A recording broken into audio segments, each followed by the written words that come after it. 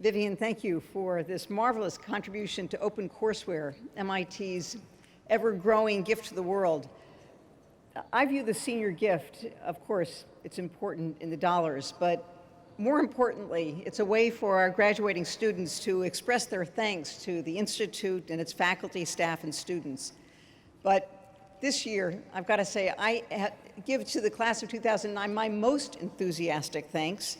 We didn't know that you'd do it once again to set a new historic record for class participation at 65%, the highest in MIT history. Thank you so much, and congratulations.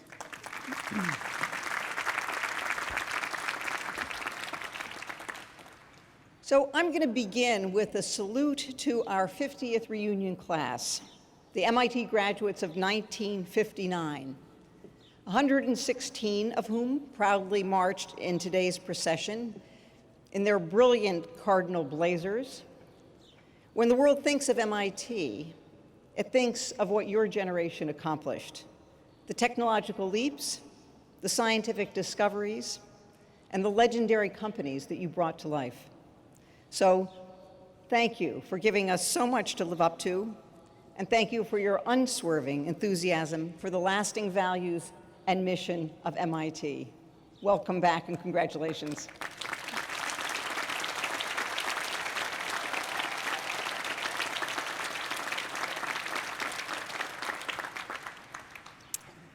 Now, graduates of MIT, this day is for you. Here in the stately embrace of Killian Court, we gather to celebrate your success.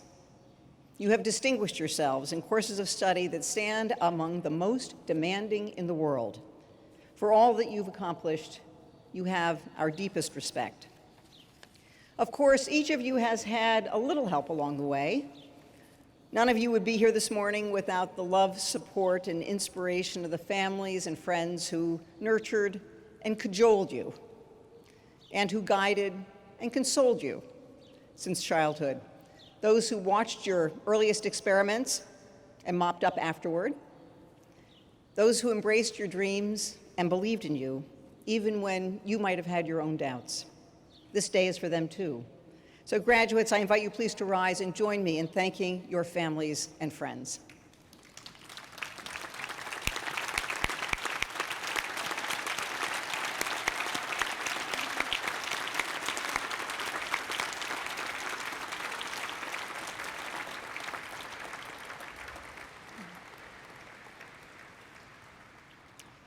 There is another important group to acknowledge: those who observed your more recent experiments, those who have challenged you to achieve more than you believed you could, those who have taken you with them straight to the exhilarating edge of knowledge and discovery, the incomparable faculty of MIT.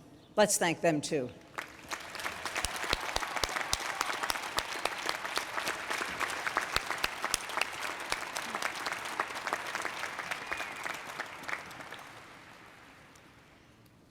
Now, many of you know that I share something important with the undergraduate class of 2009. We were freshmen together. You started your first full academic year at MIT when I started mine. Over these 4 years, we have all learned lessons, great and small, starting with the mysterious way we number our buildings and our courses, the numerical secret handshake of the MIT family. While you mastered the art of the problem set, I've begun to understand how to balance MIT's myriad engagements and responsibilities, from those that line the infinite corridor to those that take us to countries around the world. And all of us have gained lessons in humility and in the awesome power of this vast intellectual enterprise whose influence pervades almost every corner of modern life. Our Department of Electrical Engineering and Computer Science, or EECS, known in the numerical code, Course 6, has an informal tagline that hints at the fundamental discoveries and inventions its graduates and faculty have given the world. They say, EECS is everywhere. EECS is indeed everywhere, and so is MIT. Whenever we send email or run a Google search, we thank Turing Award winner Barbara Liskov for the fundamental protocols that make those tasks possible, safe, and swift. MIT talent brought us the microchip, the guidance systems that took us to the moon, weapons that keep the nation safe, and the wireless technology that drives a third of the cell phones on the planet. MIT insights pervade the GPS on our dashboards, the gas engines in our cars, and the batteries that will replace them.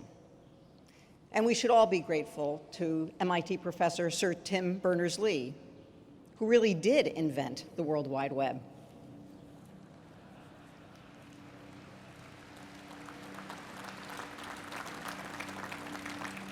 MIT insights help preserve our food, color our fabrics, and shape the fabric of our cities.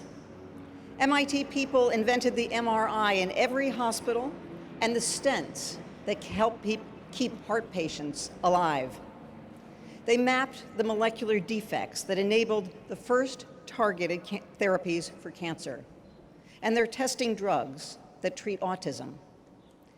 MIT talent burst through the special effects in Star Wars and has expanded our deep understanding of the stars themselves. MIT also hums with the music of John Harbison and in the high-performance speakers we use to play it, in the indelible words of Junot Diaz, and in the dominant theory of language itself. And today, companies launched by MIT entrepreneurs provide jobs for 3.3 million people around the world.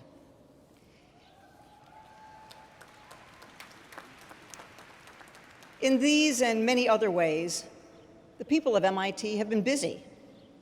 They've indeed given us a lot to live up to. Fortunately, they've left some big problems for you, this year's graduates. So here's my charge to each of you, that you embrace those challenges with every strength that you've gained at MIT. I have no doubt that in your time here, you have learned to work hard, very hard. I know that you've absorbed the Institute's unbending standards of excellence, integrity, and rigor, and you've made them your own. You, quite likely, have grown accustomed to the creative intensity and fearless collaboration that electrify this campus. So let me break it to you now. You're not going to find those things everywhere. I have great confidence that you've also absorbed another vital aspect of MIT culture, a principle that has set the Institute apart from other great universities since our founding in 1861. It's our commitment to service, to use the talents we brought to MIT, strengthened in MIT's furnace of high expectations, to better the human condition around the world. Why do I reinforce this mission of service as you prepare to leave MIT? Well, your time here has borne a heavy stamp of history. The day that I addressed the freshman convocation of this undergraduate class, August 29th, 2005, a day when the threatening rain here in Cambridge drove that ceremony indoors. That was the very day that Hurricane Katrina crushed a great American city. Last year, nature dealt a terrible blow to China's Chengdu province. Throughout these 4 years, wars scoured the world and still do. The global community has begun to grasp the pressing threat of climate change, and financial turmoil has upended economic structures worldwide. This last fact, particularly, might lead you to wish that you could be graduating in simpler, sunnier times. But I want to make sure that you see, in all this complication and uncertainty, that the world needs you now as it has rarely needed any set of graduates from MIT. And that this era's call to service, to you, calls on a group of graduates exceptionally well prepared for the task. This world may not be dispensing easy rewards, but in its urgent call for your intelligence, inventiveness, passion, and drive, it offers you an extraordinary gift. Let me explain just a bit. Last year's historical presidential election that the governor referred to opened a remarkable new chapter in America's history. Regardless of political background, we have all seen incontrovertibly that our new president shares certain views best sung in the key of MIT. On Inauguration Day, hundreds of people here at MIT watched the coverage in our lecture halls. And when President Obama declared, "We will restore science to its rightful place," they leapt as one to their feet and applauded. There aren't too many places in America like that. Our new president understands that America's future depends on its investments in science and engineering. To successfully battle the great problems of the day, from climate change to computer security, from healthcare to hunger, and from energy to the economy, we will take extraordinary feats of science and discovery, engineering and invention. It will take precisely the kind of innovations and innovators that the world has come to expect from MIT. Our new president has called the nation to action, and that call resonates nowhere more potently than here. This is MIT's moment to shine in service, and it is yours. You leave here prepared to serve as engineers and scientists, architects and planners, economists and entrepreneurs. The future may feel like an uncharted new country, but you already speak its language. Now, by service, I do not mean that we foresee a government assignment for each and every one of you, although the current administration does swarm with brilliant minds from MIT. And by service, I don't mean that we expect a universal vow of poverty or that only big headline-grabbing problems are worth working on, though they could surely benefit from your creativity, intensity, and courage. By service, I mean that in submitting yourselves to the transformative powers of this institute, you've given yourselves in the world a great resource. And I believe you have a responsibility to use it. Whatever your career or profession, you serve the world whenever you refuse to accept a conclusion until you understand the data. Whenever you insist on higher standards of inquiry and analysis. And whenever you face an undaunting problem, undaunted. You serve when you invent a product that solves an important problem, launch a company that creates rewarding jobs, or generate new knowledge at the forefront of your field. You serve when you communicate complex findings so that non-experts can grasp them and wisely act. You serve when you insist that your organization achieves excellence and inclusion. And you certainly serve when you inspire children to love science, math, engineering, and numbers just as much as you do. As you shoulder responsibility for inventing the future, you can take courage in knowing that you will be advancing the most profound traditions of MIT. Graduates of MIT, now is your moment. Your moment to take the power of analysis, the capacity for good old-fashioned hard work, the fearless creativity, and the instincts for practical, visionary leadership that you have honed at MIT and put them to work in the world.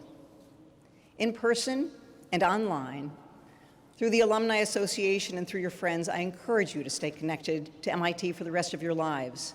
Of course, we are really going to miss you here, but the world really needs you right now. For all that you've created, discovered, invented, explored, and mastered at MIT, congratulations.